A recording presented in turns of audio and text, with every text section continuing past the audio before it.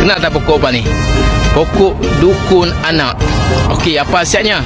Saya ceritakan apa khasiatnya.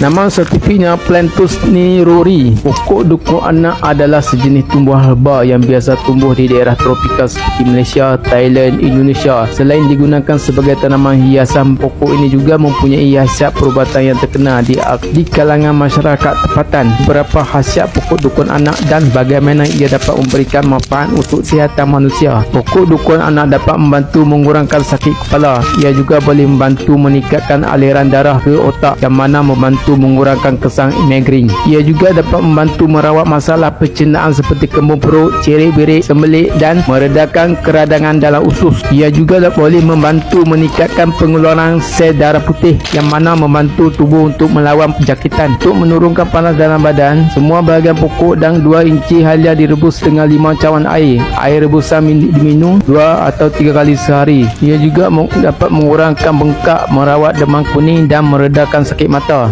Okey sahabat, dapat sesuatu daripada Wee Titik ni.